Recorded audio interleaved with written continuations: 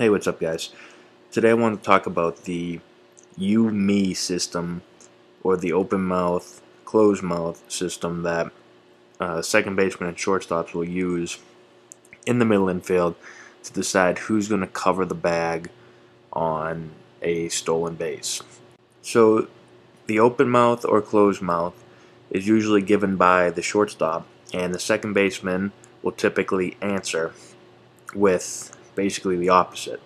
So if the shortstop wants to take the bag on a throw, he's going to have a closed mouth or a me call, and the second baseman will reply with an open mouth or a you call, and that means the shortstop's going to cover the bag on a throw. If the shortstop wants the second baseman to cover, he's going to give an open mouth, which is a you call, and the second baseman is going to reply with the closed mouth, or saying, me, I'm going to cover. And you're going to give these calls usually right after the catcher puts his signs down and the pitcher has decided on the pitch. He's going to come set, you make the call, and we go. Now that we know how to make the call, we need to know why we're going to make the call. So there's a lot of different ways you can do it. Some players or middle infielders, especially at maybe a little younger of an age, will usually go just determined by the batter. So if it's a right-handed hitter, the second baseman will usually cover. If it's a left-handed hitter, the shortstop will usually cover. And that'll be switched sometimes depending on if it's a pull hitter or maybe a guy that really slaps it the other way. Let's say, for instance, a right-hander hitter's up and he never pulls the ball, he always slaps the ball the other way. Well, maybe we're going to have the second baseman not cover this time, and instead we'll have the shortstop cover because we really think this guy likes to hit the ball to the second base side.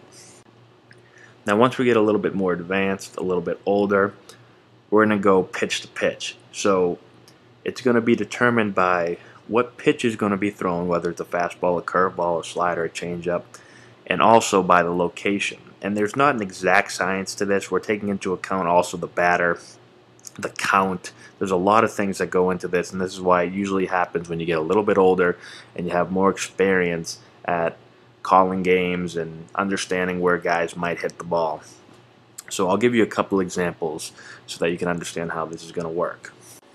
So when we go pitch to pitch, we're going to assume that anything slow, a curveball, a changeup, a slider, a split finger, anything slower than our fastball is going to get pulled. So let's say it's a right-handed hitter. We're going to assume that anything slow or off speed he's going to pull. We're going to have the second baseman cover. Now when we go with fastballs, there's a few things that we have to take into account here. The first thing is the location. So if it's a fastball in, we're going to assume he's going to pull it. If it's a fastball away, we're going to assume that he's going to hit the ball the other way. Now, like I said, this isn't a perfect science because we have to take into account the pitcher on the mound and how accurate he is. If he doesn't have great command, and this is why usually this happens at a little bit of a higher level, usually college and up from there, because at that point our pitchers have a little bit better control. And the reason is we want to make sure that when we see a fastball in, that our pitcher isn't going to accidentally throw it away and now the guy slaps the ball the other way and our coverage wasn't right. So make sure you know how accurate the pitcher is on the mound. Also, take into consideration the count.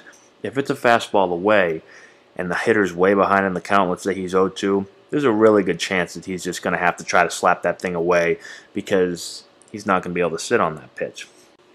In this case, we're going to want the shortstop to cover if it's a right-handed hitter because we're going away. He's behind in the count. He's going to hit the ball to the right side or to the second baseman. Shortstop covers.